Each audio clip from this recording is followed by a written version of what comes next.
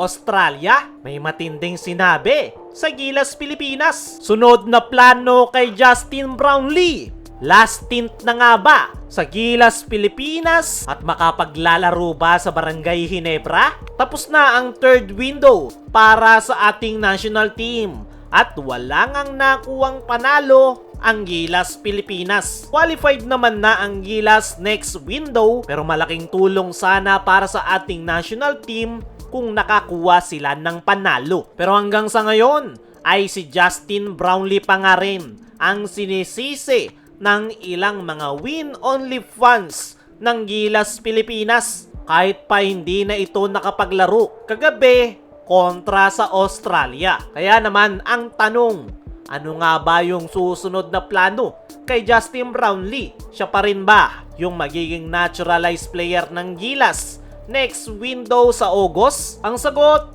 ay wala pang official statement ang Samahang Basketball ng Pilipinas. Pero as of now ay kasalukuyang nagre-recover etong si Justin Brownlee sa multiple injuries na kanyang iniinda. Isang buwan pa mahigit bago yung next window ng Gilas Pilipinas at kung makaka-recover si Justin Brownlee ay paniguradong siya pa rin yung magiging naturalized player ng Gilas Pilipinas dahil unang-una wala pa ring Philippine passport si Benny Boatwright. Si Ange Kwame naman ay hindi pa talaga tuluyang nag-fit sa triangle offense ni coach team dahil madalas itong hindi na isasama sa kanilang preparation. Kaya naman malamang sa malamang si Justin Brownlee pa rin yung magiging naturalized player ng Gilas Pilipinas next window this upcoming August. Para sa akin mga chong,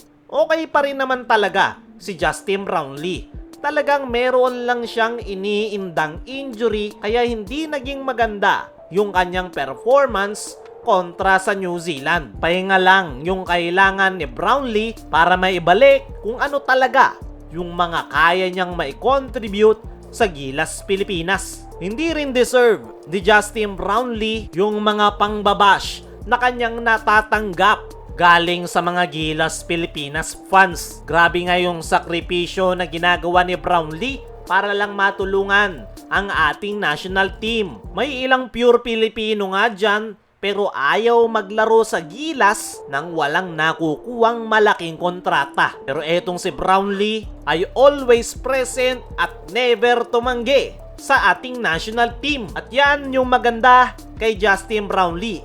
Mas Pinoy pa siya kumpara sa ilang mga Pinoy. Talagang natapat lang na hindi siya 100% healthy pero alam naman natin kung ano yung mga kayang gawin netong si Brownlee.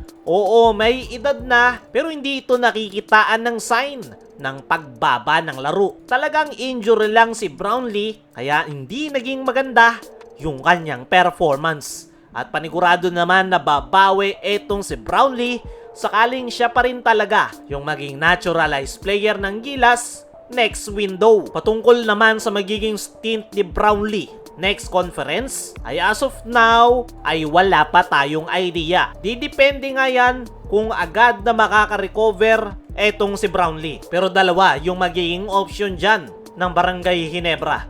It's either na si Brownlee pa talaga yung kanilang magiging import o hindi naman kaya humanap muna ng replacement import saka ibabalik si Brownlee kapag tuluyan na talaga itong naka-recover. Pero sa ngayon, waiting pa lang talaga tayo kung ano yung mangyayari, kung si Brownlee pa rin yung magiging import ng Ginebra next conference at kung makapaglalaro pa rin si Brownlee sa Gilas next window this upcoming August. Samantala, Australia, may matinding sinabi sa Gilas Pilipinas. Matapos yung naging bakbakan ng Gilas at Australia kagabi, ay nabanggit netong kanilang head coach na si Caporn na bahagya silang nahirapan sa Gilas noong first half nang dahil sa outside shooting netong sila Kevin Kiambao at nagagawa nga din daw makipagsabayan ng Gilas sa physical game sa loob ng painted area. Talagang nakaalagwa nga lang daw sila sa Gilas noong second half matapos yung kanilang depensa at sunod-sunod na turnovers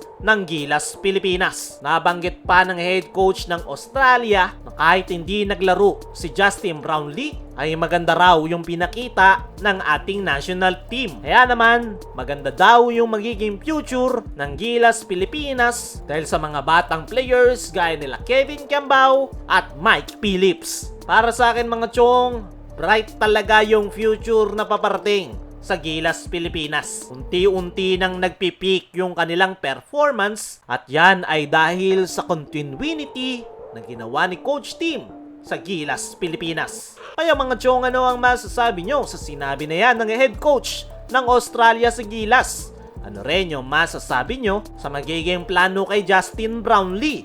I-comment mo lang dyan sa ibaba.